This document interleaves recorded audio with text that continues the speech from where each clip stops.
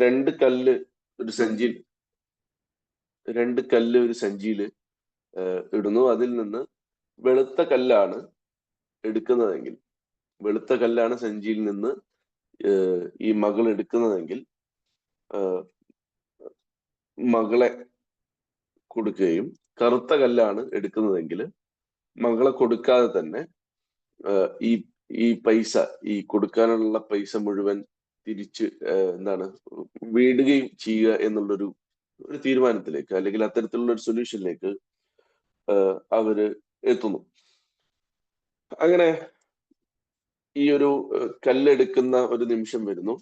കല്ലെടുക്കുന്ന സമയത്ത് ഉറപ്പായിട്ടും ഈ മകള് വിചാരിക്കുന്നു, ഈ അങ്ങനെ അവസാനം മകള് തിരിച്ചറിയാണ്. മകള് ജസ്റ്റ് നോക്കുന്ന സമയത്ത് ഇതിൽ രണ്ട് കല്ലും കറുത്ത കല്ലാണ് എന്നുള്ളത്, സോറി, വെളുത്ത കല്ലാണ് എന്നുള്ളത് ഈ പിന്നെ ഈ മകള് തിരിച്ചറിയാണ്. അപ്പം എങ്ങനെയായാലും പെടും എന്നുള്ളത് ഈ മകൾക്ക് മനസ്സിലാവും. അവസാനം മകള് ഈ കല്ല് ഈ സഞ്ചിയിൽ നിന്ന് എടുക്കുന്ന സമയത്ത് അറിയാത്ത പോലെ, താഴത്ത് കുറെ കല്ലൊക്കെ ഉള്ള സ്ഥലത്ത് നിന്നാണ് ഇത് എടുക്കുന്നത്. അപ്പം ഈ കല്ല് അറിയാത്ത പോലെ താഴേക്കിടുന്നു. അപ്പൊ താഴേക്കിടുന്ന സമയത്ത് താഴേക്കിട്ടു. അപ്പം നോക്കുന്ന സമയത്ത് കല്ല് താഴെ വീണു. അപ്പൊ ആളുകളൊക്കെ എന്താണ് ഇങ്ങനെയാണ് എന്നുള്ളത് ഇങ്ങനെ ആലോചിച്ചു. അപ്പം ഈ മകളൊരു സൊല്യൂഷൻ പറയാണ്. ഈ താഴെ വീണ കല്ല് ഏതാന്നുള്ളത് മനസ്സിലാവാൻ ഒരു നിർവാഹമില്ല. കാര്യം അവിടെ വേറെ കുറെ കല്ലുണ്ട്. അതുകൊണ്ട് അതിൽ നിന്ന് ഏതാന്ന് മനസ്സിലാക്കാൻ നിർവാഹമില്ല. അപ്പം ഈ മകള് പറയാണ്, അതിലുള്ള കല്ല് ഏതാണ് എന്ന് നോക്കിയാല് എടുത്ത കല്ല് ഏതാണ് എന്നുള്ളത് മനസ്സിലാവുമല്ലോ. കാര്യം ആകെ രണ്ട് കല്ലേ ഉള്ളൂ. അങ്ങനെ പറയുന്നു. അപ്പം ആ നാട്ടുകാർ, ഇത് കണ്ടു നിൽക്കുന്ന മറ്റു ആളുകളും ഇത് അംഗീകരിക്കുന്നു. അപ്പൊ നോക്കുന്ന സമയത്ത് അവിടെ ബാക്കിയുള്ള കല്ല് എന്ന് പറയുന്നത് ഈ എന്താണ്, ഈ വെളുത്ത കല്ലാണ് അതിൽ ബാക്കിയുള്ളത്. എന്ന് പറഞ്ഞാൽ കറുത്ത കല്ലെടുത്താൽ മറ്റ് ഈ പൈസയും ഈ എന്താണ് ഈ വായ്പയും അതേപോലെ തന്നെ മകളെയും നിരുപാധികം വിടാം എന്നുള്ളതായിരുന്നു അവരുടെ തീരുമാനം. അപ്പം അങ്ങനെ ഈ മുതലാളിക്ക് പൈസയും കിട്ടുന്നില്ല, മകളെയും കിട്ടുന്നില്ല എന്നുള്ളതാണ് കഥ. ചുരുക്കി പറഞ്ഞാൽ, നമ്മൾ പലപ്പോഴും നമ്മൾക്കൊരു പ്രശ്നം വരുന്ന സമയത്ത് നമ്മൾ സാധാരണ നമ്മുടെ പരമ്പരാഗതമായ രീതിയിൽ എന്തൊക്കെ നമ്മൾ ചെയ്യും എന്നുള്ളതിനെ ആലോചിച്ച്, അല്ലെങ്കിൽ അതിനെ ഡിപ്പെൻഡ് ചെയ്തുകൊണ്ട് നമ്മൾ പലപ്പോഴും ഒരു പ്രശ്ന പരിഹാരമില്ലാതെ നമ്മൾക്ക് പോവാറുണ്ട്. എന്നാൽ നമുക്കൊരു പ്രശ്നം വരുമ്പോ അതിന് ഏറ്റവും പുതിയ രീതിയിൽ, നമ്മുടെ പരമ്പരാഗതമായ രീതികൾ അല്ലെങ്കിൽ നമ്മൾ സാധാരണ ചെയ്യുന്ന രീതികളൊക്കെ മാറ്റിയിട്ട് പുതിയ എന്തെങ്കിലും ചെയ്യാൻ വേണ്ടിയിട്ട് നമ്മൾ ചിന്തിക്കുമ്പോൾ നമുക്കതിന്റെ പരിഹാരം കൂടുതൽ ഫലപ്രദമാകുന്നു എന്നുള്ളതാണ്. ലോകത്ത് നടന്നിട്ടുള്ള എല്ലാ കണ്ടുപിടുത്തങ്ങൾക്കും പിന്നിലും അതിന് മറ്റൊരു വഴിയുണ്ടാകും എന്നുള്ള ചിന്തയാണ്. അതുണ്ടായ എല്ലാ കണ്ടുപിടുത്തങ്ങൾക്കും റൈറ്റ് സഹോദരന്മാര് പറക്കാൻ വേണ്ടി അതിനൊരു വേറൊരു വഴിയുണ്ടാവും. ആ വഴി ആണ് അവരന്ന് നോക്കിയിട്ടുള്ളത്. അങ്ങനെ എല്ലാ കാര്യങ്ങൾക്കും, ലൈറ്റിൻ്റെതാണെങ്കിലും മൈക്കിൾ ഫാരഡേ ആണെങ്കിലും എല്ലാം ഇതിനൊരു മറ്റൊരു വഴിയുണ്ടാകും. സൊല്യൂഷനിൽ നിന്ന് അല്ലെങ്കിൽ പ്രോബ്ലത്തിൽ നിന്നാണ് പുതിയ കണ്ടുപിടുത്തങ്ങൾ ഉണ്ടാവുക എന്ന് പറയാറുണ്ട്. സോ നമുക്കൊരു പ്രശ്നം വരുന്ന സമയത്ത് സാധാരണ നമ്മൾ ചെയ്യുന്ന കാര്യങ്ങളിൽ നിന്നും മാറി പുതിയ കാര്യങ്ങൾ ചെയ്യാനുള്ള ആ രീതിയിൽ നമ്മൾ ചിന്തിച്ചു തുടങ്ങിയാൽ നമുക്ക് നമ്മുടെ പ്രശ്നത്തിന് പരിഹാരങ്ങൾ ഉണ്ടാവും എന്നാണ്. ഇങ്ങനെ പറയാറുണ്ട്. വിൻസ്റ്റൺ ചർച്ചിലിന്റെ ഒരു മനോഹരമായ കോട്ട് ഇങ്ങനെയാണ്: success is not final, failure is not fatal, it is courage to continue that counts എന്നാണ് പറയാറുള്ളത്. എന്ന് പറഞ്ഞാൽ നമ്മളൊരു പ്രശ്നത്തിന്റെ അറ്റത്ത് നിൽക്കുമ്പോൾ, അല്ലെങ്കിൽ നമ്മളൊരു പ്രശ്നത്തിന്റെ നടുക്ക് നിൽക്കുന്ന സമയത്ത് നമ്മൾ ആലോചിക്കേണ്ട കാര്യം, ഇതൊന്നും ശാശ്വതമല്ല, ഈ ഫെയിലിയർ ഒന്നും ശാശ്വതമല്ല, അത് മാറും. ഈ എന്താണ് നമ്മൾ പറയാറില്ലേ, ഈ സമയം കടന്നു പോകും എന്ന് പറയുന്നത് പോലെ ആ സംഗതികളൊക്കെ മാറും. ഈ സംഗതികളൊക്കെ മാറി നാളെ ഇതിനേക്കാൾ മനോഹരമായ ഒരു പുലരിയുണ്ട് എന്ന്, അല്ലെങ്കിൽ ഇതല്ലാതെ മറ്റൊരു പുലരിയുണ്ട് എന്നുള്ളത് നാം ആലോചിക്കുകയും ആ രീതിയിൽ നമ്മൾക്കൊരു പ്രശ്നം വരുമ്പോൾ അതിനൊരു പരിഹാരവുമായിട്ട് നമ്മൾ മുന്നോട്ട് പോവുക എന്നുള്ളതാണ്. ഇതാണ് ബിരിയാണിയിലെ ഏറ്റവും ഇന്ന് ഞാൻ നൽകാൻ ഉദ്ദേശിക്കുന്ന ബിരിയാണിയിലെ വളരെ കുറഞ്ഞ ഇൻഗ്രീഡിയൻസിൽ പെട്ട ഒന്ന്. ഇനി ആഹ് നമ്മളെ സിഖ് സിഖ് ഈ സിഖിന്റെ ഏറ്റവും വലിയ ഗുരു ആയിരുന്ന ഗുരു നാനാക്കിന്റെ അടുത്ത് ഒരാൾ എത്തുന്നുണ്ട്. അയാള് അയാൾ എത്തിയിട്ട് ചോദിക്കുന്ന ചോദ്യം എന്താണ് ജീവിതത്തിന്റെ മൂല്യം എന്നാണ്. ജീവിതത്തിന്റെ മൂല്യം എന്താണ് എന്നറിയാൻ വേണ്ടിയിട്ടാണ് ഗുരുനാനാക്കിന്റെ അടുത്ത് ഇദ്ദേഹം എത്തുന്നത്. ഇദ്ദേഹം എത്തിയിട്ട് ഇത് ചോദിച്ച സമയത്ത് ഗുരുനാനാക്ക് മറുപടി ഒന്നും പറയുന്നില്ല. തിരിച്ച് വായുവിൽ നിന്ന് ഒരു മോതിരം ഉണ്ടാക്കിയിട്ട് ഈ മോതിരത്തെ ഇദ്ദേഹത്തിന്റെ കൈ കൊടുത്തിട്ട് ഇദ്ദേഹത്തോട് പറയുന്നത് കഴിയുന്നത്ര സ്ഥലങ്ങളിൽ കൊണ്ടുപോയിട്ട് ഇതിന്റെ മൂല്യം അറിഞ്ഞു വരിക, എന്നാൽ ഇത് വിൽക്കാൻ പാടില്ല എന്ന് ഗുരുനാനാക്ക് ഈ വന്ന എന്താണ് തന്റെ ജീവിതത്തിന്റെ മൂല്യം എന്ന് ചോദിച്ച ആളോട് ഈ മോതിരം കൊടുത്തിട്ട് പറയാണ്. അങ്ങനെ ഇദ്ദേഹം ഈ മോതിരവുമായി പോകുന്നു. ആദ്യം ഒരു ഓറഞ്ച് വിൽപ്പനക്കാരനെ കാണുകയാണ്. അങ്ങനെ ഈ ഓറഞ്ച് വിൽപ്പനക്കാരനെ കണ്ടു, ഈ മോതിരം കൊടുത്തു. മോതിരം കൊടുത്ത സമയത്ത് എന്താണ് ഇതിനെന്ത് വില കിട്ടും എന്ന് ചോദിച്ച സമയത്ത് പറഞ്ഞു ഒരു 2 കിലോ ഓറഞ്ചിന്റെ വില കിട്ടും എന്ന് ഇദ്ദേഹം പറയാണ്. ഒരു 2 കിലോ ഓറഞ്ചിന്റെ പൈസ അത്രേ കിട്ടുള്ളൂ എന്നുള്ളതാണ്. അപ്പം വിൽക്കാൻ വിൽക്കാൻ നിർവാഹമല്ല, അതുകൊണ്ട് തിരിച്ചു വാങ്ങുന്നു, പോകുന്നു. അടുത്ത് ഒരു ഗോതമ്പ് വിൽക്കുന്ന ആളുടെ അടുത്തേക്ക് പോയിട്ടാണ് ഇദ്ദേഹം ഇതിന്റെ വില ചോദിക്കുന്നത്. അപ്പം ഇദ്ദേഹം തിരിച്ചും മറിച്ചും ഒക്കെ നോക്കിയിട്ട് പറഞ്ഞു ഒരു ചാക്ക് ഗോതമ്പ് കിട്ടാനുള്ള മൂല്യം ഇതിനുണ്ട്, അഥവാ ഇത് തന്നാൽ ഒരു ചാക്ക് ഗോതമ്പ് ഞാൻ തരാം എന്ന് പറഞ്ഞു. അപ്പോ അവിടുന്ന് ഇയാള് നന്ദി പറഞ്ഞുകൊണ്ട് ഇത് വിൽക്കാൻ സാധിക്കുകയില്ല എന്ന് പറഞ്ഞുകൊണ്ട് ഇദ്ദേഹം തിരിച്ചിറങ്ങുകയാണ്. എന്നിട്ട് പോകുന്നത് ഒരു സ്വർണ്ണ വ്യാപാരിയുടെ അടുത്തേക്കാണ്. അപ്പോ സ്വർണ്ണ വ്യാപാരിയും ഇതേപോലെ തന്നെ നോക്കി, വളരെ മനോഹരമായി ഇതിനെ നോക്കി, ഇതിനെ അങ്ങോട്ടും ഇങ്ങോട്ടൊക്കെ ഇതിനെ വളരെ സൂക്ഷ്മമായി നോക്കിയിട്ട് ഇദ്ദേഹം പറഞ്ഞു ഇതൊരു 20,000 രൂപക്കുള്ള സാധനമുണ്ട് എന്ന് ഈ സ്വർണ്ണ വ്യാപാരി പറയാണ്. 20,000 രൂപക്കുള്ള. അപ്പം ഇതും ഇദ്ദേഹം കേട്ടു. ഇദ്ദേഹം അവരോട് നന്ദി പറഞ്ഞു. ഇദ്ദേഹം അവിടെ നിന്ന് ഇറങ്ങാൻ. അത് കഴിഞ്ഞിട്ട് ഇദ്ദേഹം നേരെ പോകുന്നത് ഒരു വജ്ര വ്യാപാരിയുടെ അടുത്തേക്കാണ്. അപ്പൊ ഈ വജ്ര വ്യാപാരിയുടെ അടുത്തേക്ക് പോകുന്ന സമയത്ത് ഇദ്ദേഹം ഇത് കണ്ട സമയത്ത് ഇയാൾ അത്ഭുതപ്പെടുകയാണ്. ഇത് എവിടുന്ന് കിട്ടി എന്നുള്ള ചോദ്യമാണ് ഇദ്ദേഹത്തോട് ചോദിക്കുന്നത്. ഇത് എവിടുന്ന് കിട്ടി എന്ന് ചോദിക്കുന്നു. അപ്പൊ ഇന്ന ആളാണ് തന്നതെന്ന് പറയുന്നു. അപ്പൊ ഈ വജ്ര വ്യാപാരി പറയുന്ന ഒരു മറുപടി ഉണ്ട്, ഇത് വളരെ അമൂല്യമാണ്, നിങ്ങൾക്കിത് വിറ്റാൽ ഈ നാടോ അല്ലെങ്കിൽ ഈ രാജ്യം തന്നെയോ വിലക്ക് വാങ്ങാൻ കഴിയുന്ന രീതിയിൽ അത്രത്തോളം ഇതിന് മൂല്യമുണ്ട് എന്ന് ഈ വജ്ര വ്യാപാരി പറയാണ്. പ്രിയപ്പെട്ടവരെ, പറയാനുള്ള രണ്ടാമത്തെ കാര്യം എന്ന് പറയുന്നത് നമ്മള് ജനിച്ചിരിക്കുന്നത് വലിയ വലിയ കാര്യങ്ങൾ ചെയ്യാൻ വേണ്ടിയിട്ടാണ്. അപ്പോ എല്ലാവരും ജനിച്ചിരിക്കുന്നത് വലിയ വലിയ കാര്യങ്ങൾ ചെയ്യാൻ വേണ്ടിയിട്ട് തന്നെയാണ്. വലിയ മാറ്റങ്ങൾ ഉണ്ടാക്കാൻ വേണ്ടി തന്നെയാണ്. പുതിയ കണ്ടുപിടുത്തങ്ങളിലേക്കും പുതിയ ആശയങ്ങളെ കൊണ്ടുവരാനും ഒക്കെ വേണ്ടിയിട്ടാണ് നമ്മൾ ഓരോരുത്തരെയും സൃഷ്ടിച്ചിട്ടുള്ളത്. അപ്പോ നമ്മളുടെ ചെറിയ ലക്ഷ്യങ്ങളിൽ തട്ടിയിട്ട് നമ്മളുടെ ജീവിതം മുന്നോട്ട് പോകരുത് എന്നുള്ളതാണ്. നമ്മൾ എപ്പോഴും പറയാറുണ്ട് വലിയ സ്വപ്നങ്ങൾ കാണുക എന്ന് നമ്മൾ പറയാറുണ്ട്. സ്വപ്നങ്ങളുടെ അപ്പുറത്തേക്ക് വലിയ ലക്ഷ്യങ്ങളെ കാണുക എന്നുള്ളതാണ് എനിക്ക് പറയാനുള്ളത്. ആ വലിയ ലക്ഷ്യങ്ങളിലേക്ക് നമ്മൾ ഓരോരുത്തരും വലിയ ലക്ഷ്യങ്ങൾ നേടാൻ പ്രാപ്തരായിട്ടുള്ള ആളുകളാണ് നമ്മളെല്ലാം. ചിലപ്പോ ആദ്യം കാണുന്ന അല്ലെങ്കിൽ ആദ്യം നമ്മൾ എടുക്കുന്ന സ്റ്റെപ്പിൽ ചിലപ്പോ നമുക്ക് വലിയ മൂല്യം ഉണ്ടായിക്കൊള്ളണം എന്നില്ല. എന്നാൽ അവിടെ നാം നമ്മെ വിൽക്കരുത് എന്നാണ് പറയുന്നത്. നമ്മള് വളരെ അമൂല്യമായിട്ടുള്ള ഒരുപാട് കഴിവുകൾക്ക് അല്ലെങ്കിൽ കഴിവുള്ള ആളുകളാണ് എന്നുള്ളത് തിരിച്ചറിയാൻ നമുക്ക് കഴിയണം. അല്ലെങ്കിൽ ആ രീതിയിൽ തിരിച്ചറിയുന്ന ആളുകൾ ഉണ്ടായേക്കാം. അത് താനെ നമ്മളുടെ അടുത്തേക്ക് വരുമെന്ന് വിചാരിച്ചിരിക്കുന്നതിൽ കാര്യമില്ല. നമ്മൾ അവരെ അന്വേഷിച്ച് പോകേണ്ടി വരും. നമ്മൾക്ക് മൂല്യം തരുന്ന, നമ്മളെ മൂല്യം വെക്കുന്ന ആളുകളുള്ള സ്ഥലം അല്ലെങ്കിൽ അത്തരം ആളുകളെ നമ്മൾ അങ്ങോട്ട് പോയി നമ്മൾ അന്വേഷിച്ച് നമ്മൾ കണ്ടെത്തേണ്ടി വരും. തീർച്ചയായിട്ടും അത്തരത്തിലുള്ള ആളുകളെ കാണാൻ നമുക്ക് സാധിക്കുമ്പോഴാണ്, അല്ലെങ്കിൽ അത്തരത്തിലുള്ള ഈ പറഞ്ഞതുപോലെ വജ്രവ്യാപാരിയുടെ അടുത്തേക്ക് നമ്മൾ എത്തുമ്പോഴാണ് നമ്മളുടെ യഥാർത്ഥ മൂല്യത്തെ നമുക്ക് ഉപയോഗപ്പെടുത്താൻ സാധിക്കുക. നമ്മൾ അത്തരത്തിലുള്ള ആളുകളെ ഇപ്പൊ ഫോർ എക്സാമ്പിൾ പറയുകയാണെങ്കിൽ, എന്റെ ഒരു ജീവിതാനുഭവം പറയുകയാണെങ്കിൽ, ഒരു പക്ക സ്കൂൾ അധ്യാപകനായി മാത്രം നിൽക്കേണ്ടിയിരുന്ന ഞാൻ ശരിക്കും ഞാൻ അടുത്തൊരു മേഖലയെ അല്ലെങ്കിൽ എൻ്റെ ഉള്ളിലുള്ള കഴിവുകളെ തിരിച്ചറിയാൻ പറ്റുന്ന മറ്റൊരു സ്ഥലത്തെ ശരിക്കും ഞാൻ അന്വേഷിച്ചു പോവുകയായിരുന്നു. അല്ലെങ്കിൽ ഏതെങ്കിലും തരത്തിലേക്ക് നമുക്ക് അതിനൊരു ലീഡ്സ് നമുക്ക് കിട്ടുന്നു.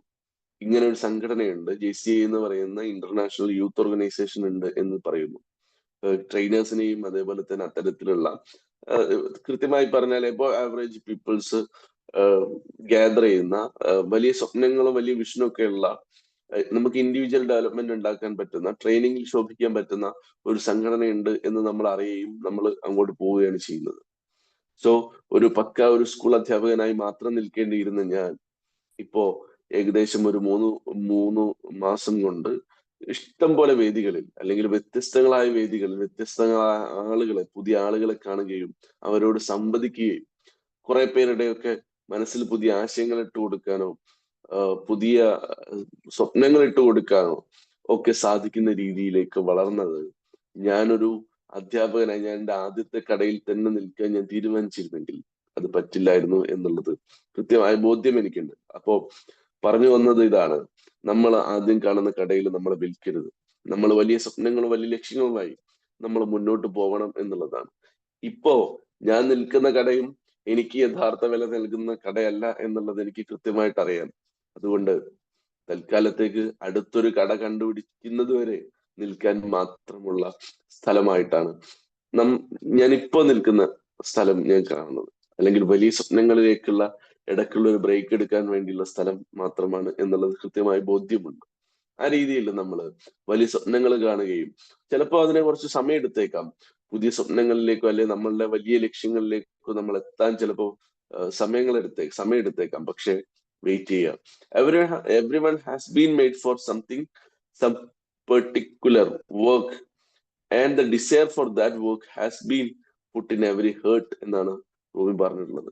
എന്ന് പറഞ്ഞാൽ നമ്മളുടെ ഹൃദയത്തിലൊക്കെ വളരെ മനോഹരമായ, അല്ലെങ്കിൽ എന്താണ് ഒരു ഡിസയർ നമ്മുടെ ഹൃദയത്തിലൊക്കെ ഉണ്ട് എന്നുള്ളത് നമ്മൾ തിരിച്ചറിയുക എന്നുള്ളതാണ്. ഒരിക്കല് പ്രതിസന്ധി നിറഞ്ഞ ജീവിതത്തിൽ വളരെ പ്രതിസന്ധികൾ കൊണ്ട് വല്ലാതെ ബുദ്ധിമുട്ടുന്ന ഒരാള് ഒരു ഗുരുവിനെ കാണാനെത്തുകയാണ്. അപ്പോ ഗുരുവിനെ കാണാനെത്തിയ സമയത്ത് ഇങ്ങനെ ചോദിച്ചു, എങ്ങനെയാണ് ഞാൻ ഈ പ്രതിസന്ധികളിൽ നിന്ന് മാറിപ്പോവുക എന്നുള്ളത് ഇങ്ങനെ ചോദിച്ചു. അപ്പൊ ആ സമയത്ത് ഈ ഗുരു ഒരു ഗ്ലാസ് വെള്ളവും കൊടുത്തു, ഒരു വലിയ പിടി ഉപ്പും കൊടുത്തു. ഈ ഉപ്പ് ആ ചെറിയ ഗ്ലാസ്സിൽ, അല്ലെങ്കിൽ ആ ഗ്ലാസ് വെള്ളത്തിൽ കലക്കാൻ വേണ്ടി പറഞ്ഞു. കലക്കി അദ്ദേഹത്തോട് കുടിക്കാൻ വേണ്ടി പറഞ്ഞു. അദ്ദേഹം ജസ്റ്റ് ഒന്ന് കുടിച്ചപ്പോ ഗുരു ചോദിച്ചു, ഇപ്പോ എന്ത് തോന്നുന്നു എന്ന് ചോദിച്ചു. അപ്പോ ഗുരുവിനോട് ഈ കാണാൻ വന്ന ആള് പറയുന്നു, ഒരു രക്ഷയില്ല, ഇത് കുടിക്കാനേ പറ്റുന്നില്ല, അസഹനീയമായ ഉപ്പാണ് എന്ന് അദ്ദേഹം പറയുന്നു. അപ്പോ ഈ ഗുരു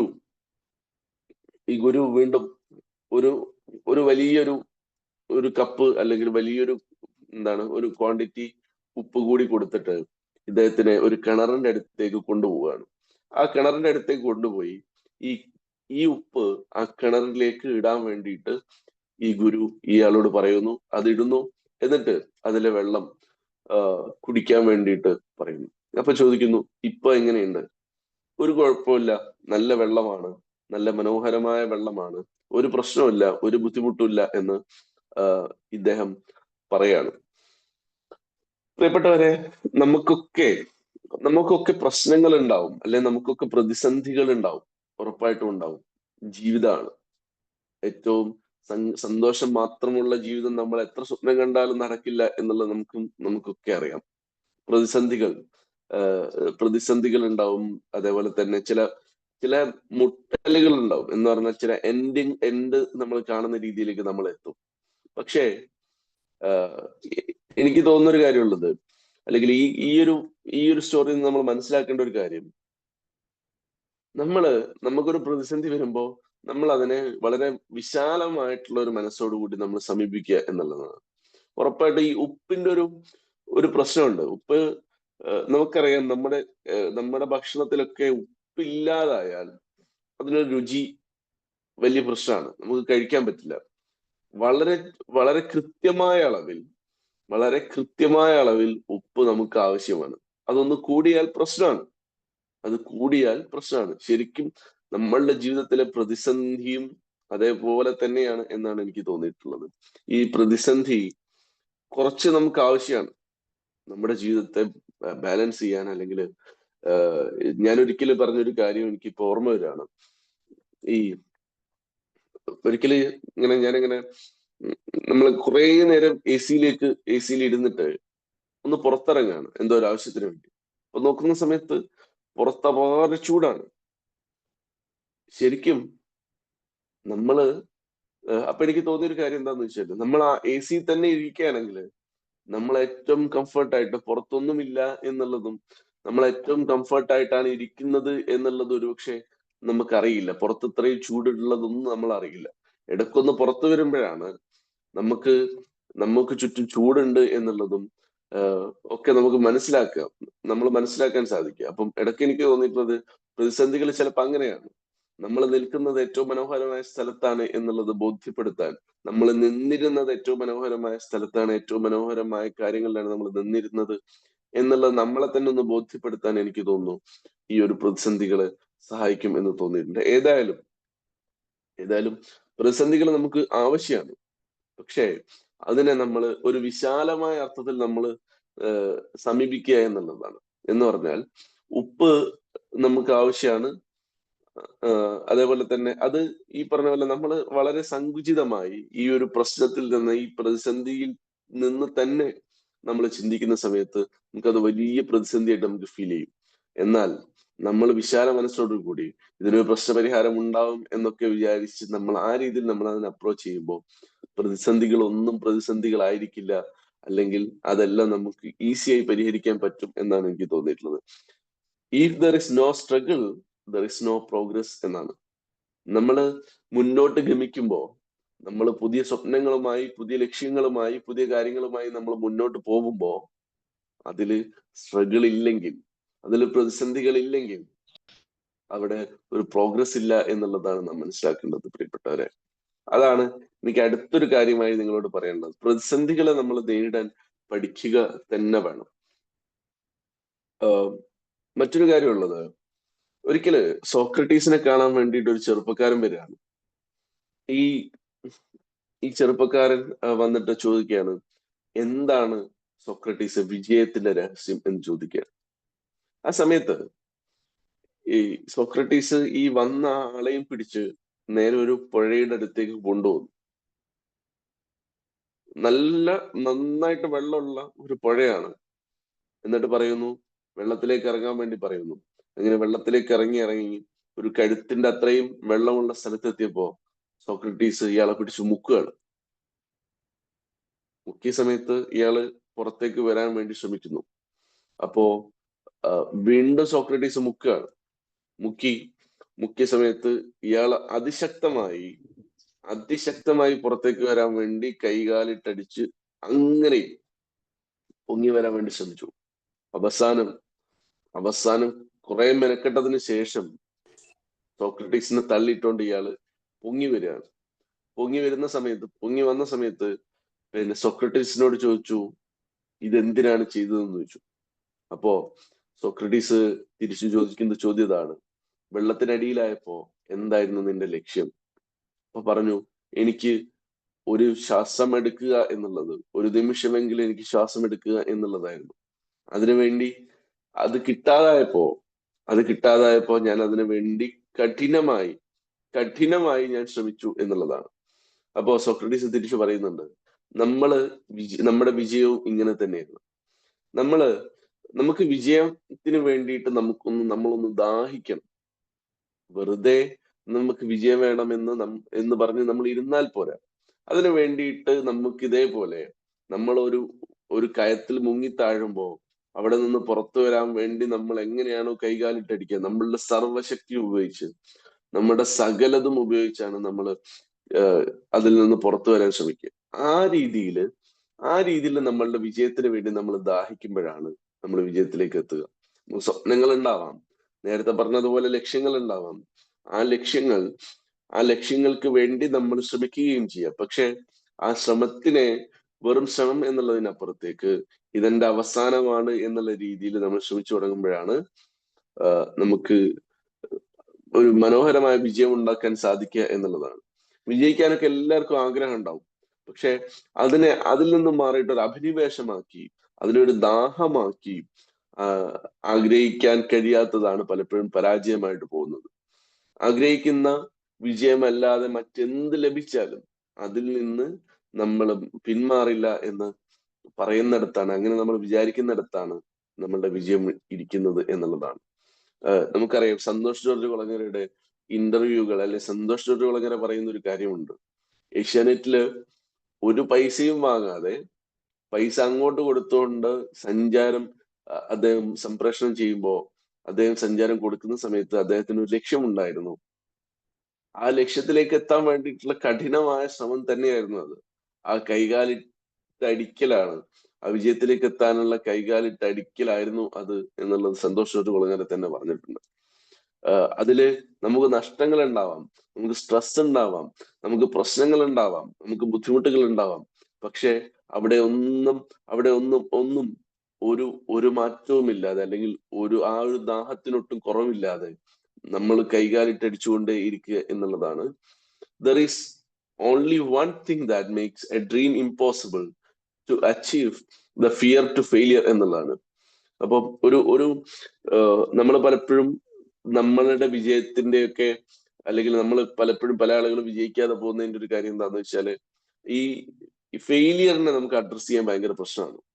ഫെയിലിയറിനെ നമ്മൾ അഡ്രസ് ചെയ്യാൻ വേണ്ടി നമ്മൾ വല്ലാതെ ബുദ്ധിമുട്ടാറുണ്ട്, അല്ലെങ്കിൽ അത്തരത്തിലുള്ള ഒരു പേടി വെച്ച് നമ്മൾ സംസാരിക്കുമ്പോഴാണ് നമുക്ക് വിജയത്തിലേക്ക് എത്താൻ പറ്റാതെ പോകുന്നത്. സന്തോഷ് ജോർജ് കുളങ്ങര അങ്ങനെ ഇത് ഫെയിലിയർ ആണ്, ഇത് എടുക്കാൻ ആളില്ല, ഇത് പൈസക്ക് വാങ്ങാൻ ആളില്ല എന്ന് പറഞ്ഞ് അദ്ദേഹം ഇരുന്നിരുന്നെങ്കിൽ ഈ സഞ്ചാരവും സഫാരി ടി വി ഒന്നും ഉണ്ടാവില്ലായിരുന്നു. പ്രിയപ്പെട്ടവരെ, നമ്മളുടെ വിജയത്തിന് വേണ്ടിയിട്ട് നമ്മൾ അതിയായി ദാഹിക്കണം എന്നുള്ളതാണ്. ഒരൊറ്റ പോയിന്റ് കൂടി പറഞ്ഞ്, ഒരൊറ്റ കാര്യം കൂടി പറഞ്ഞ് ഞാൻ അവസാനിപ്പിക്കുകയാണ്. ഒരു പ്രൊഫസർ ക്ലാസ്സിലേക്ക് വരികയാണ്. ക്ലാസ്സിലേക്ക് വന്നിട്ട് പകുതി നിറഞ്ഞൊരു ഗ്ലാസ് ഇങ്ങനെ ടേബിളിന്റെ മുകളിൽ വെച്ചിട്ട് അദ്ദേഹം കുട്ടികളുടെ മുമ്പിൽ ഇങ്ങനെ നിൽക്കുകയാണ്.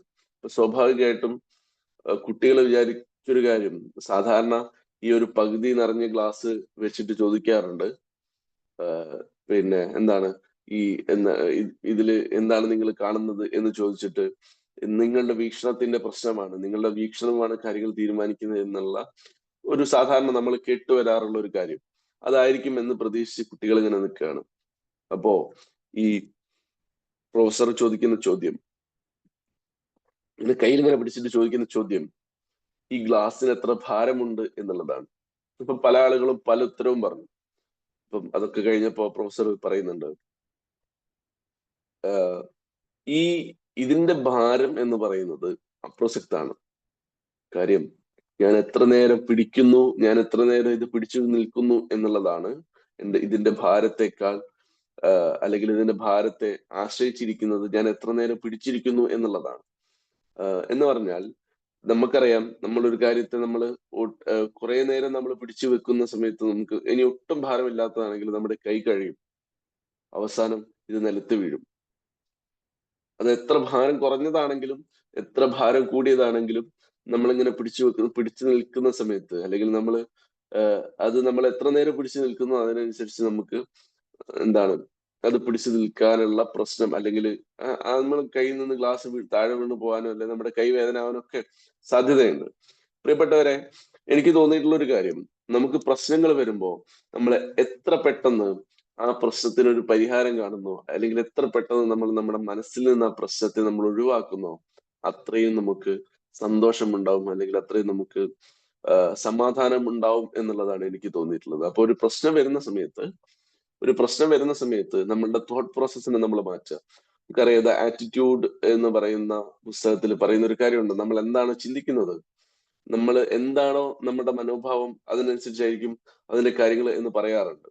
അപ്പൊ നമുക്കൊരു പ്രശ്നം വരുന്ന സമയത്ത് പെട്ടെന്ന് തന്നെ ഇതിൽ നിന്ന് എനിക്ക് പുറത്തെടുക്കാൻ കഴിയും എന്നുള്ള രീതിയിൽ ചിന്തിക്കുകയും ആ രീതിയിൽ ഒരു പ്രശ്നപരിഹാരത്തിന് നമ്മൾ കൊണ്ടു നടക്കുകയും ഏറ്റവും ചുരുങ്ങിയത് എന്ത് പ്രശ്നം ഉണ്ടെങ്കിലും പലപ്പോഴും ഞാനൊക്കെ പരീക്ഷിച്ച് വിജയിച്ചിട്ടുള്ള ഒരു കാര്യം, രാത്രി കിടക്കാൻ പോകുന്നതിന് 5 മിനിറ്റ് മുമ്പ് അല്ലെങ്കിൽ കിടക്കുന്ന സമയത്ത് എന്റെ അന്നത്തെ പ്രശ്നങ്ങളെല്ലാം ഞാൻ ഒഴിവാക്കി ഏറ്റവും മനോഹരമായ സ്വപ്നങ്ങൾ കണ്ട്, പലപ്പോഴും ബുദ്ധിമുട്ടിയിട്ടാണെങ്കിലും ഒരു മനോഹരമായ കഥ നെയ്ത്, ചിലപ്പോൾ ഇമ്പോസിബിൾ ആയിരിക്കാം വിട്ടേക്കുക, പക്ഷെ ഒരു മനോഹരമായ കഥ നെയ്തുകൊണ്ട്, കഥ മനസ്സിലുണ്ടാക്കിക്കൊണ്ട് കിടന്നുറങ്ങുമ്പോ, അല്ലെങ്കിൽ ആ ഒരു കഥയിലൂടെ നമ്മൾ ഉറങ്ങുന്ന സമയത്ത് അന്നത്തെ നമ്മളുടെ ടെൻഷൻസ് ഒക്കെ മാറി മനോഹരമായ ഉറക്കം കിട്ടും.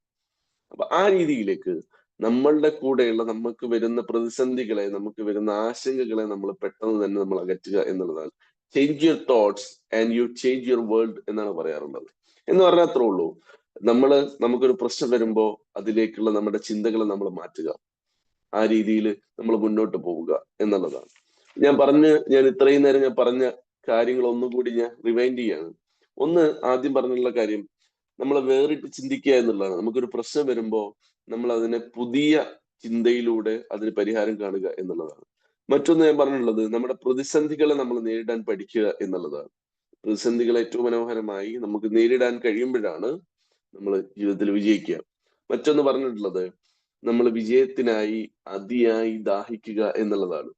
മറ്റൊന്ന് പറഞ്ഞിട്ടുള്ളത്, നമ്മുടെ ആശങ്കകൾ അകറ്റുക എന്നുള്ളതാണ്. ഇത്രയും കാര്യങ്ങളാണ് ഞാൻ ഇന്ന് പറഞ്ഞിട്ടുള്ളത്. ഏതായാലും ഈ കാര്യങ്ങളൊക്കെ നമുക്ക് നേരിടാൻ, അല്ലെങ്കിൽ ഈ കാര്യങ്ങളൊക്കെ നമ്മൾ നമ്മുടെ ജീവിതത്തിലേക്ക് കൊണ്ടുവരുമ്പോഴാണ് നമുക്ക് മനോഹരമായ ഒരു വിജയം ഉണ്ടാവുന്നത് എന്നുള്ളതാണ്. ഏതായാലും ഈ പറഞ്ഞ കാര്യങ്ങളൊക്കെ തന്നെ നമ്മുടെ ജീവിതത്തിൽ എവിടെയെങ്കിലുമൊക്കെ നമുക്ക് ഇംപ്ലിമെന്റ് ചെയ്യാൻ സാധിക്കട്ടെ എന്ന് ആഗ്രഹിക്കുന്നു. എല്ലാവർക്കും നല്ലൊരു വിജയം ഉണ്ടാവട്ടെ. എല്ലാവർക്കും ഈ ദിവസം മനോഹരമാവട്ടെ എന്ന് ആഗ്രഹിക്കുന്നു. ഒപ്പം ഈ 5:30 ഇത്രയും ദിവസം കൊണ്ടുപോവുക എന്നുള്ള ഒരു എന്നെ സംബന്ധിച്ചിടത്തോളം ഞാൻ നോക്കുന്ന സമയത്ത് ഇതൊരു അത്ഭുതം ആയിട്ട് തന്നെയാണ് എനിക്ക് ഫീൽ ചെയ്യുന്നത്. എല്ലാ ദിവസവും ഇതിങ്ങനെ കൊണ്ടുപോവുക എന്നുള്ളത് വളരെ വളരെ ടാസ്ക് പിടിച്ച കാര്യമാണ്. അതിൽ ആളുകൾ എത്തുക എന്നുള്ളതും ഈ സമയത്ത് ആളുകൾ എത്തുക എന്നുള്ളതും ഒക്കെ വളരെ ടാസ്ക് പിടിച്ച കാര്യമാണ്. എനിക്കറിയാം ഇതിനു വേണ്ടി നിങ്ങൾ ഓരോരുത്തരും, ഇതിൽ പങ്കെടുക്കുന്ന ആളുകളും ഇത് സംഘടിപ്പിക്കുന്ന ആളുകളും ഇതിനു വേണ്ടി എടുക്കുന്ന പെയിൻ എത്രത്തോളം ഉണ്ട് എന്നുള്ളത് കൃത്യമായി അറിയുന്ന ഒരാളാണ്. സോ ഇതിങ്ങനെ പുതിയ പുതിയ അത്ഭുതങ്ങൾ സൃഷ്ടിച്ച് ഈ ബി മാജിക്കിന്റെ ഈ മോർണിംഗ് ഈ ഒരു വൈബ് ഇതങ്ങനെ മുമ്പോട്ട് പോട്ടെ. എല്ലാവർക്കും എല്ലാവിധ ആശംസകളും നേരുന്നു. Thank you. Thank you Tahir sir, thank you so much. Okay, അപ്പം എങ്ങനെയുണ്ടായിരുന്നു പോസിറ്റീവ് ബിരിയാണി? എല്ലാവരും കഴിച്ചോ പോസിറ്റീവ് ബിരിയാണി? ആരും ഒന്നും പറയാത്തെ? മാജിക് മോർണിംഗ് ബിരിയാണി ഉഷാറായിരുന്നു. അതെ, നല്ല നല്ല ഇൻഗ്രീഡിയൻസ് ആണ്. വേവ് പാകത്തിനുണ്ട്, അത്യാവശ്യം നല്ല ടേസ്റ്റ് ഉണ്ട്. റാമത്ത് ബിരിയാണി കഴിച്ചാൽ മതി. Thank you sir, thank you very much. Okay, thank U Basheer sir, thank you so much. എനിക്ക് തോന്നുന്നേ ഞാൻ ഈ പോയിന്റ്സ് പറയാൻ വേണ്ടിയിട്ട് ഞാൻ എടുത്ത റെഫറൻസ് കൂടി പറഞ്ഞാൽ നന്നാവും തോന്നുന്നുണ്ട്. കാരണം എനിക്ക് ഇഷ്ടപ്പെട്ട ഒരു പുസ്തകം എന്നുള്ള നിലക്കാണ് അജി മാത്യു കൊളുത്ര എന്ന് പറയുന്ന ഒരാളുടെ പോസിറ്റീവ് ബിരിയാണി എന്ന് തന്നെ പേരുള്ള ഒരു പുസ്തകമാണ് ഞാൻ ഇതിന് റെഫറൻസ് ആയിട്ട് എടുത്തിട്ടുള്ളത്. വളരെ മനോഹരമായ ഒരു പുസ്തകമാണ്. പറ്റുമെങ്കിൽ വായിച്ചു നോക്കിയാൽ ഇത്തരത്തിലുള്ള കുഞ്ഞു കഥകളും അതിലുള്ള ബിരിയാണിയും തന്നെയാണ് കൊടുക്കുന്നത്. പറ്റുമെങ്കിൽ വായിച്ചു നോക്കാവുന്നതാണ്.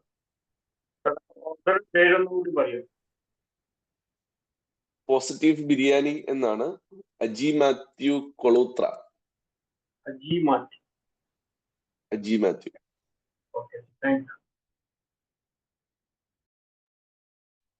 Okay, again thank you Tahir sir. അപ്പം നല്ലൊരു സെഷൻ ആയിരുന്നു സാറിൻ്റെത്. അതുപോലെ തന്നെ ഞാൻ ഫീഡ്ബാക്ക് പറയുന്നതിനാൽ ബെറ്റർ ഇവര് പറയുന്നല്ലേ എന്ന് വെച്ചിട്ട് ഞാൻ ഫസ്റ്റ് എങ്ങനെ ഉണ്ടായിരുന്നു ബിരിയാണി എന്ന് ചോദിച്ചിട്ടുള്ളത്. ഇനി നല്ല പ്രസന്റേഷനും നല്ല ടോപ്പിക്കും എല്ലാം നന്നായിട്ടുണ്ടായിരുന്നു. So Basheer sir already feedback പറഞ്ഞു. ഇനി ബാക്കിയുള്ളവർക്ക് നിങ്ങളുടെ ഫീഡ്ബാക്ക് ഷെയർ ചെയ്യാവുന്നതാണ്.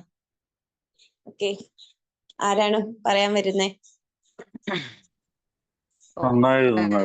Thahir sir. Sheela ma'am. Okay. Good morning too. എങ്ങനെ വിജയിക്കാം അല്ലെങ്കിൽ എങ്ങനെ പ്രതിസന്ധികളെ തരണം ചെയ്യാമെന്ന് ഈ നല്ലൊരു പ്രഭാതത്തില് വളരെ മനോഹരമായ, നമ്മൾ കേട്ടിട്ടുള്ളതും കേട്ടിട്ടില്ലാത്തതുമായ കഥകളിലൂടെ നമ്മളെ കൊണ്ടുപോയി. സാധാരണ ഒരു വ്യക്തിയെ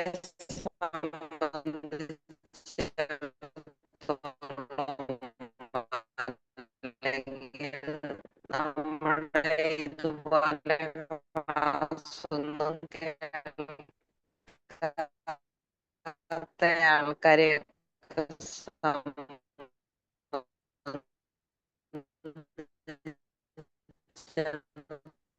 ഷില മാം. നമ്മള് പറയാറുണ്ട് 80-20 പ്രിൻസിപ്പിള്. എന്താണ്? പ്രശ്നത്തെ പറ്റി തന്നെ ആയിരിക്കും കൂടുതൽ ചിന്തിച്ചോ താഴത്തെ നിലയിലേക്ക്, അല്ലെങ്കിൽ നമ്മൾ ഇതിനകത്തെ വിമാനിക്കില്ലേ? ഹലോ മാം, റേഞ്ച് ഇഷ്യൂ ഉണ്ടായിരുന്നോ? വോയിസ് ബ്രേക്ക് ആവുന്നുണ്ട്. കേൾക്കാമോ? ഓഡിയബിൾ ആണ്. ആണോ? ഓക്കെ. സാധാരണ നമ്മുടെ ഈ ബിമാജിക്കിലുള്ള വ്യക്തികൾക്കല്ലാതെ, അല്ലെങ്കിൽ നമ്മുടെയൊക്കെ ജീവിതത്തിൽ ഓരോ പ്രശ്നങ്ങൾ ഉണ്ടാകുന്ന സമയത്ത് ആൾക്കാർ കൂടുതലും പ്രശ്നങ്ങളെ പറ്റിയായിരിക്കും ചിന്തിക്കുന്നത്. അപ്പം നമ്മൾ പഠിച്ചിട്ടുണ്ട് 80-20 പ്രിൻസിപ്പിൾ. നമുക്കൊരു പ്രശ്നം ഉണ്ടായാൽ തീർച്ചയായിട്ടും നമ്മൾ കൂടുതലും കോൺസെൻട്രേറ്റ് ചെയ്യേണ്ടത് അതിന്റെ സൊല്യൂഷൻ ഭാഗത്തായിരിക്കണം, അല്ലാതെ പ്രശ്നത്തിന്റെ പാർട്ട് അല്ല എന്നുള്ളത്.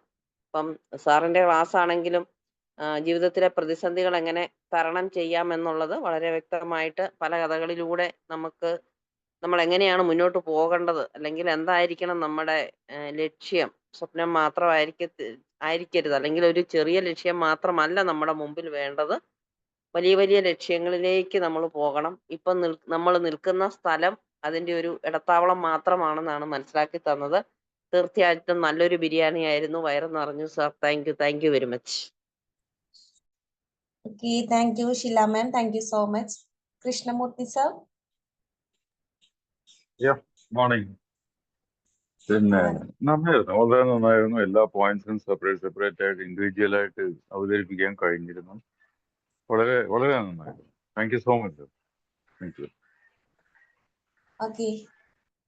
Thank you, Murthy sir. Mani sir, പറഞ്ഞോളൂ. Magic morning sir.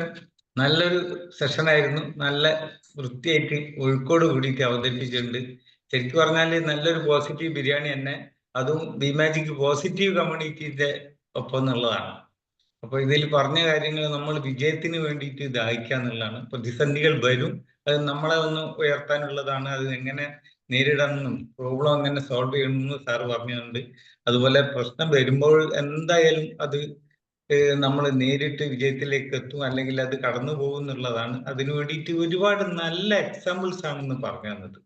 രാജാവിന്റെ കഥയായാലും ശരി, 2 കല്ലിന്റെ കഥയായാലും ശരി, മോതിരത്തിന്റെ കഥയായാലും ശരി, ഗ്ലാസ് വെള്ളം പിടിച്ചു നിന്നാൽ അതിന്റെ വെയിറ്റ് കൂടുന്നുള്ള ആ കാര്യങ്ങളും ഒക്കെ പറഞ്ഞു തന്നിട്ടുണ്ട്. അതുപോലെ നല്ല ഉദാഹരണങ്ങളാണ് ഇന്ന് പറഞ്ഞു തന്നത്. സത്യം പറഞ്ഞാല് നമ്മൾ പറയുമ്പോൾ ബിരിയാണിന്റെ ചേരുവകളൊക്കെ വളരെ റെഡിയാണ്. 1-ാം തരം റൈസ്, ഫസ്റ്റ് ക്ലാസ് കോഴി, ബെസ്റ്റ് പ്രിപ്പറേഷൻ, നല്ല ചേരുവകളും നല്ലൊരു കമ്മ്യൂണിറ്റീന്റെ കൂടെ ഉള്ള ഒരു ഭക്ഷണം എന്നുള്ള നിലക്ക് സൂപ്പർ ആയിട്ടുണ്ട് sir. Thank you very much. Okay. Thank you, Mani sir. Thank you so much. Keerthana ഷീനൊക്കെ ഉണ്ടല്ലോ.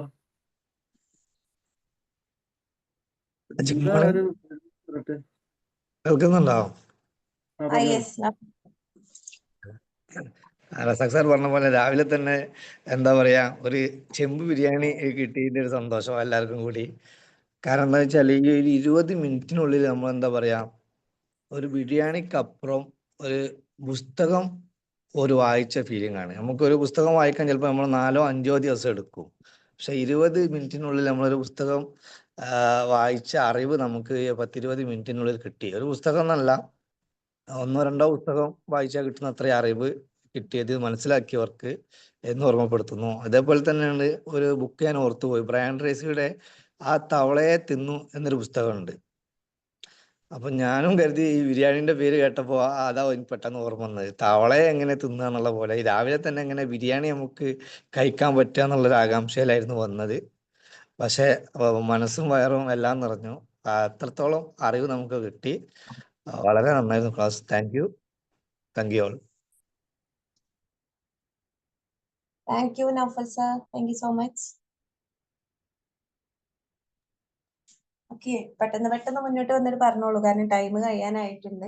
ബിരിയാണി കഴിച്ചിട്ട് യെസ്. പറഞ്ഞോളി. അറിയൂ. ഹലോ ദിവ്യ മാം പറഞ്ഞോളൂ. ഹലോ യെസ്, ഓഡിബിൾ ആണ്, പറഞ്ഞോളൂ മാം. Magic morning sir. എല്ലാവരും പറഞ്ഞ പോലെ തന്നെ നല്ലൊരു ക്ലാസ് ആയിരുന്നു. എന്താ പറയാ, നമ്മളെ പ്രതിസന്ധികളെ അതിന്റെ വിശാലമായ അർത്ഥത്തിൽ സമീപിച്ചുകൊണ്ട് മുന്നോട്ട് പോകുക, പിന്നെ സ്വന്തം കഴിവുകളെ തിരിച്ചറിയുക എന്നുള്ളതാണ് എനിക്ക് ഈ ക്ലാസ്സിൽ നിന്ന് മനസ്സിലായത്. നല്ലൊരു ക്ലാസ് ആയിരുന്നു. ഒരുപാട് കാര്യങ്ങൾ നമുക്ക് ഒരു കുറച്ച് ഒരു അരമണിക്കൂർ സമയം കൊണ്ട് ഒരുപാട് കാര്യങ്ങൾ നമ്മളുടെ മനസ്സിലേക്ക് കടന്നു വന്നു. Thank you sir, thank you so much. Okay, thank you Divya ma'am, thank you so much. അപ്പം ലാസ്റ്റ് ഫീഡ്ബാക്ക് ആരാ പറയും? Magic morning. Okay, Preetha ma'am. Thank you sir, thank you Tahir sir. നല്ലൊരു സൂപ്പർ ക്ലാസ് തന്നെയാണ്. എല്ലാവരും പറഞ്ഞ പോലെ തന്നെ ഞാനും പറയുന്നു. കാര്യം നമ്മുടെ ലക്ഷ്യങ്ങളിലേക്ക് എത്താൻ നമുക്ക് ഒരുപാട് പ്രതിസന്ധികൾ നമ്മുടെ മുന്നിൽ ഉണ്ടായിരിക്കാം. നമ്മുടെ ലക്ഷ്യത്തെക്കാൾ കൂടുതലായിരിക്കും നമ്മുടെ പ്രശ്നങ്ങൾ ഉണ്ടാവുക. പക്ഷെ ആ ഒരു സമയത്ത് നമ്മൾ ചിന്തിക്കേണ്ടത് നമ്മുടെ ലക്ഷ്യങ്ങളുടെ ഇമേജ് വലുതാക്കി കാണുക എന്നുള്ളതാണ്. വളരെ നല്ലൊരു ക്ലാസ് തന്നെയാണ്. കാലത്ത് തന്നെ നമുക്ക് ഇതുപോലുള്ള ക്ലാസ്സുകൾ നമ്മുടെ ഒരുപാട് എനർജി നമുക്ക് ആ ദിവസത്തിലേക്ക് കംപ്ലീറ്റ് ആയിട്ട് കിട്ടുന്നുള്ളതാണ്. അതുപോലെ തന്നെ നമ്മുടെ സ്വന്തം കഴിവുകളെ നമ്മൾ തിരിച്ചറിയാതെ അത് എന്തെങ്കിലും ഒരു ചെറിയൊരു കാര്യം കിട്ടുമ്പോൾ ഇതിൽ ഞാൻ ഒതുങ്ങിക്കൂടാണ്, ഇതാണ് എന്റെ ലക്ഷ്യം എന്നുള്ളത് ചിന്തിക്കാതെ നമ്മൾ കൂടുതൽ നമ്മുടെ ആ ഉള്ളിലുള്ള ആ ഒരു ബേണിംഗ് ഡിസയർ വെച്ചിട്ട് ഒരുപാട് കാര്യങ്ങൾ അല്ലെങ്കിൽ ഒരുപാട് നേട്ടങ്ങൾ ചെയ്തെടുക്കാൻ നമുക്ക് കഴിയും എന്നുള്ളതാണ് എനിക്ക് ഇന്നത്തെ ക്ലാസ്സിൽ നിന്ന് മനസ്സിലായത്. Okay, thank you sir, thank you so much. Okay, thank U Preetha ma'am, thank you so much. ഇനി വൈൻഡപ്പ് ചെയ്യാം അല്ലേ? ഒറ്റ വാക്ക് ഞാൻ എഴുതട്ടെ. എന്റെ സത്യം പറയുകയാണെങ്കിൽ ഈ മോർണിംഗ് മാജിക് മോർണിംഗ് ആക്കി തന്ന പ്രിയപ്പെട്ടവരോട് വളരെ സന്തോഷമുണ്ട്. ഈ വാക്കുകൾ ഹൃദയത്തിൽ സൂക്ഷിക്കാവുന്ന വാക്കുകൾ തന്നെയാണ്. Thank you so much. Okay, അപ്പൊ ഇനി വൈൻഡപ്പ് ചെയ്യാലോ അല്ലേ? Yes, okay. അപ്പം ഇന്ന് നല്ലൊരു ബിരിയാണി കഴിച്ച ഒരു പ്രതീതിയാണ് എല്ലാവർക്കും അല്ലേ? അപ്പൊ രാവിലെ തന്നെ നല്ല ബിരിയാണി ഒക്കെ കഴിച്ച് ഇന്ന് നല്ല പോസിറ്റീവ് വൈബ് ആവട്ടെ എല്ലാവർക്കും എന്ന് ആശംസിക്കുകയാണ്. സോ ഇന്നത്തെ ഈ ഒരു സെഷൻ എടുത്ത താഹിർ സാറിനും അതുപോലെ ഇതിൽ പങ്കെടുത്ത എല്ലാ മെമ്പേഴ്സിനും thank you all, thank you so much. Okay, bye. Thank you Tahir sir, thank you all. Thank you so much, Magic Morning. Thank you sir, thank you so much.